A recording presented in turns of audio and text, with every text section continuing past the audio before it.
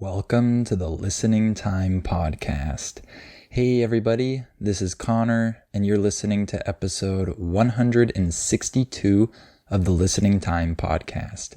I hope you're all doing fantastic today.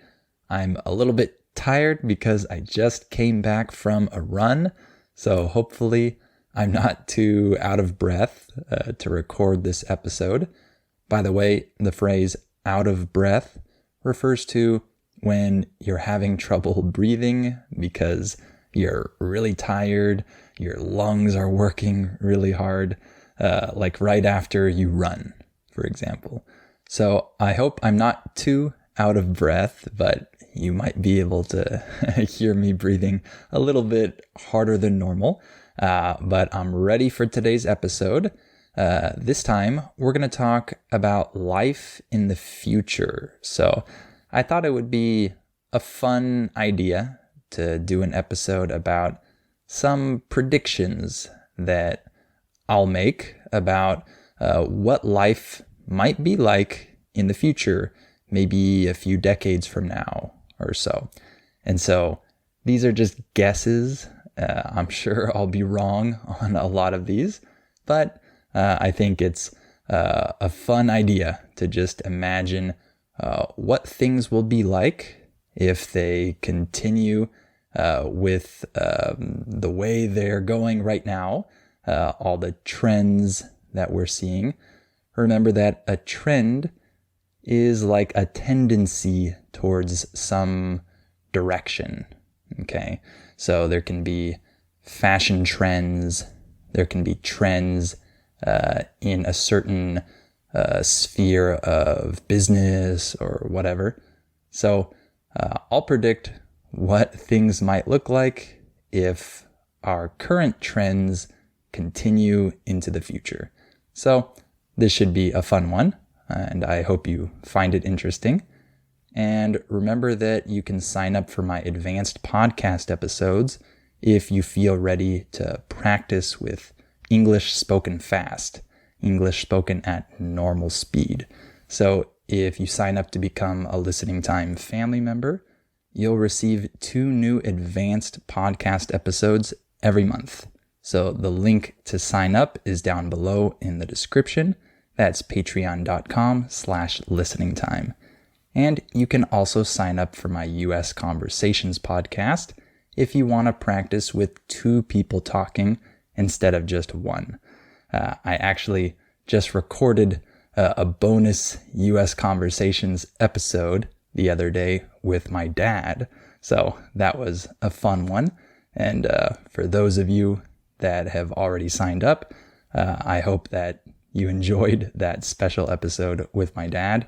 And I think that this US Conversations podcast is great practice for those of you who want to reach that level where you can understand more than one person talking.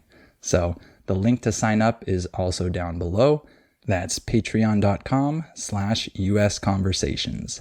And of course, you have the transcript for this episode down below as well. All right, let's get started. Are your ears ready? You know what time it is. It's listening time. All right, let's talk about life in the future. What are some things that might happen in the next few decades or so? Well, the first thing I want to talk about is globalization. So I think that the world is already very globalized, which means that we're very connected. People in different countries, different cities, different states, they are connected even though we're not all living in the same place. So the globe, the world, seems like a smaller place now because of this connection, this globalization. Things are transmitted and go around to different countries very easily. Like, for example, our movies and TV shows here in the US are watched everywhere, even in the most remote places on the planet. By the way, the word remote refers to something that is far away and isolated. So even in the most remote places, people watch our movies and listen to our music and things like that. And that's part of globalization. And one thing I think will happen is I think that travel will be easier in some ways. So I think that there are always projects that are in progress to create new trains and high-speed railways and new modes of transportation, new ways to get places faster. I think that that's the trend, right? 50 years ago, we couldn't reach as many places as we can reach now with the same amount of ease. When we say the word ease, we're referring to something being easy, right? So there wasn't the same ease when it came to going to distant places 50 years ago or 70 years ago as there is now. And there are more ways in which different cities are connected and even different countries are connected. So I think that in the future, this will continue and travel will be even easier in that way. It might be harder in some other ways, politically speaking. Maybe there are problems with borders and wars and political issues and things like that. But in terms of the mode of transportation, the different ways people can get to different places, I think that will be easier. And I think that more places around the world will be open for tourism as countries develop more. So today, there are many countries that can't really receive many tourists because these countries are very poor or have major political issues or just don't have the infrastructure to receive a lot of tourists. Maybe they don't have major airports or whatever it might be. I think that in a few decades or whatever, some of these places will have developed enough so that they can receive tourists. So that means there will be more places to go to, more travel destinations. People will discover new places. So that will also contribute to globalization. And one thing that is maybe a negative about globalization is everything gets smaller and closer and more familiar. And I think people tend to start to become more and more similar to each other, right? The younger generations today in different countries are probably more similar to one another than our grandparents' generations were in different countries. So I think as the years go by and globalization continues, people become more and more and more similar, and that kind of makes things a little less interesting in some ways, right? That's not a huge negative, of course, but for someone like me who's really interested in seeing different and unique things, that can be a little more boring when everyone seems like they're exactly the same, or not exactly the same, but they're very similar. That's a little less interesting, but obviously that's a small negative. And another thing related to globalization that I think will definitely happen is that English will become a stronger and stronger presence around the world, and minor languages will start to disappear little by little, and some smaller languages will completely disappear and will never be spoken again, unfortunately. I don't think this will happen to other major languages. For example, Spanish is not going to disappear anytime soon, right? French is not going to disappear anytime soon. So I'm not talking about those languages, right? I'm talking about languages that have a very small group of people that speak them, or even languages that are not that small, but the people in those countries are starting to speak English more and more. That will also contribute to those languages kind of dying out over time. But I think that English will grow stronger every year. And I think that the other major languages will still have many speakers, and I think that they'll be okay. But English is guaranteed to be the global language, in my opinion. I know some people have different opinions about this. Some people say that it will be Mandarin Chinese in the future or some other language, but I disagree. I think that English is already so embedded all around the world in different industries, the internet, travel. It's so important already that it will be very hard to reverse that or for another language to take its place. I'm not saying that that will never happen in the future. It might, but I'm just thinking a few decades in the future. I think that English is 100% going to be the global language, but I think that people will still be learning English. I don't think that a few decades from now, everyone will speak English. All the young people around the world will have great English. I don't think that's the case.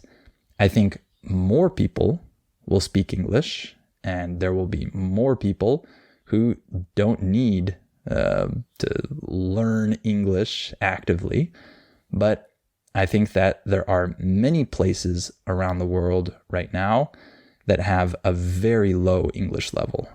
And that's not going to completely change in just a few decades, because that usually takes time. And so I think that people will still be learning English. I'll still have a reason to make English content, I think.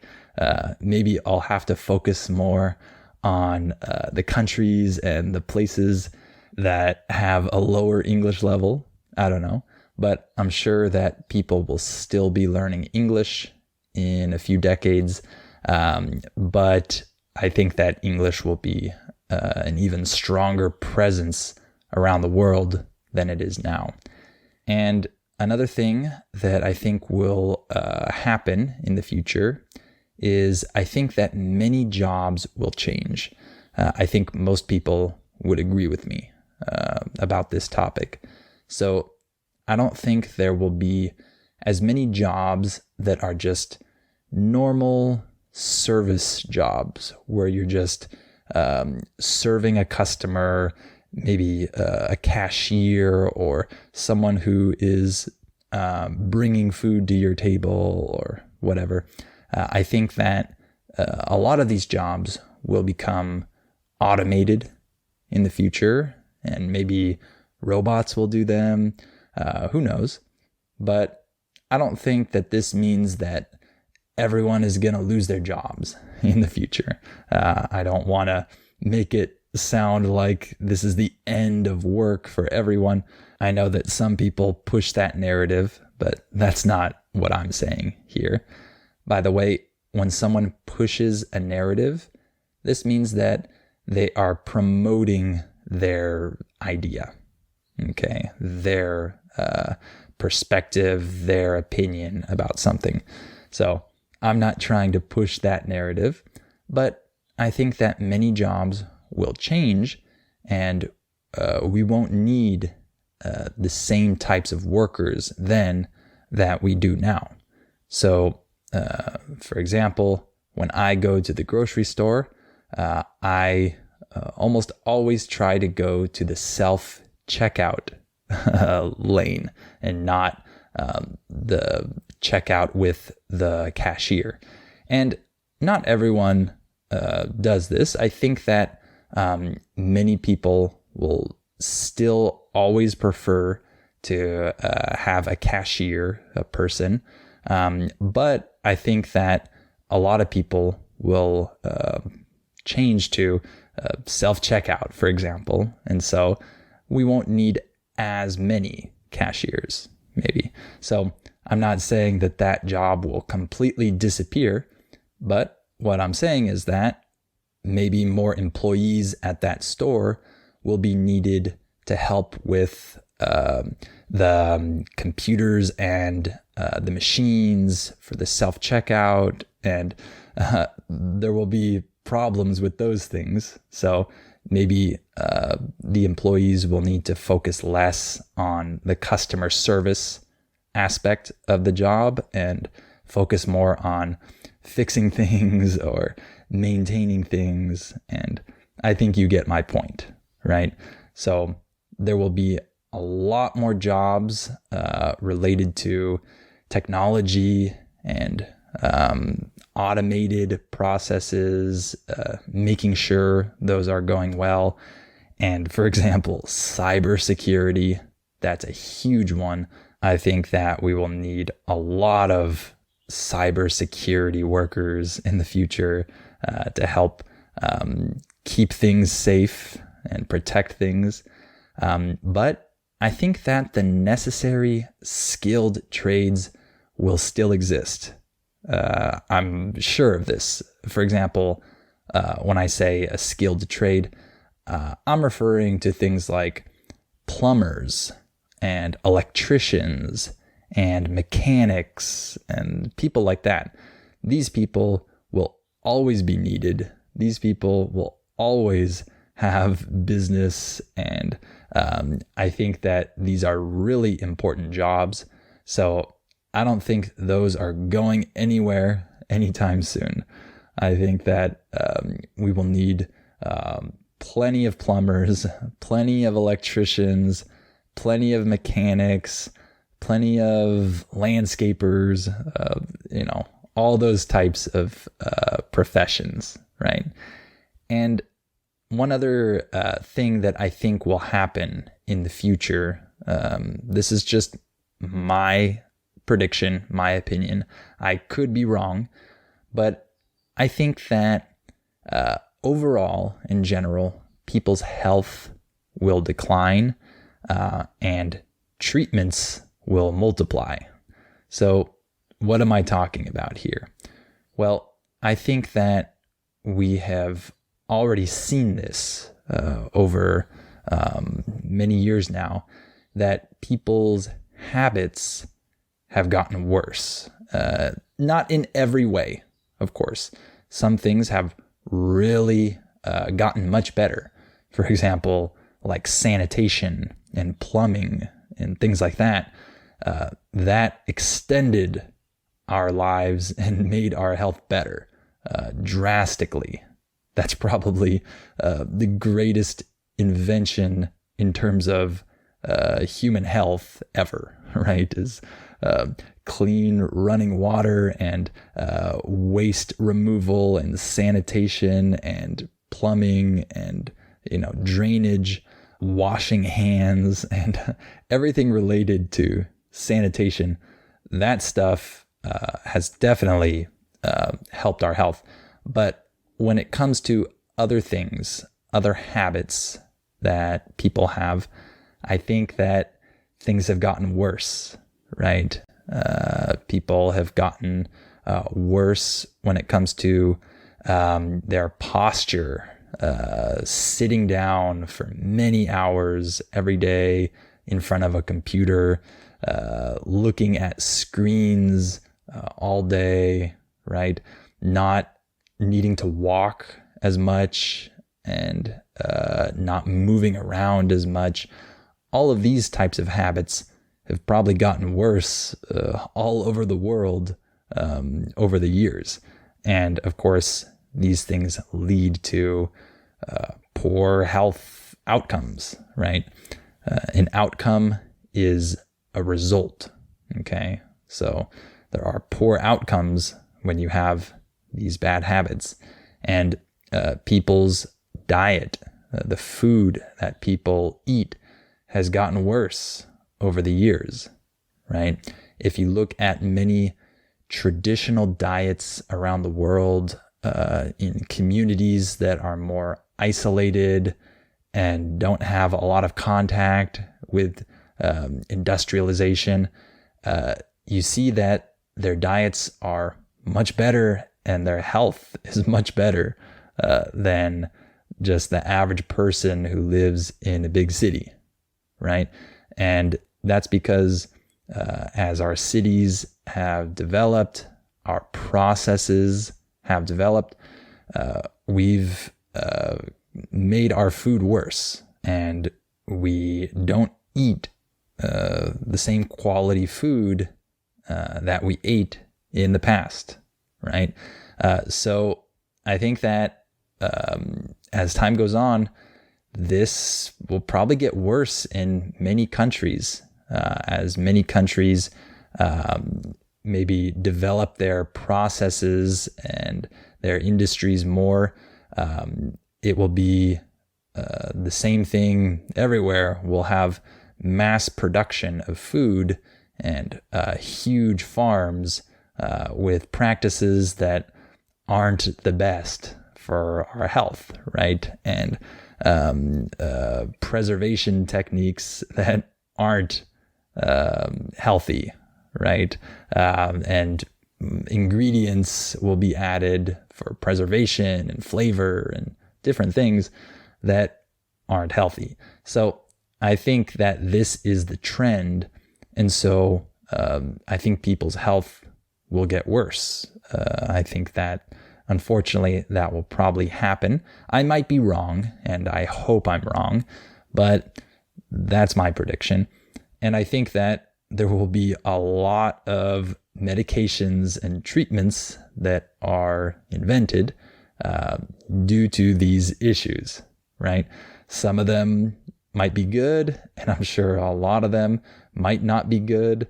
A lot of them might have a lot of side effects or whatever. So I'm sure there will be a big market for treating our declining health, unfortunately.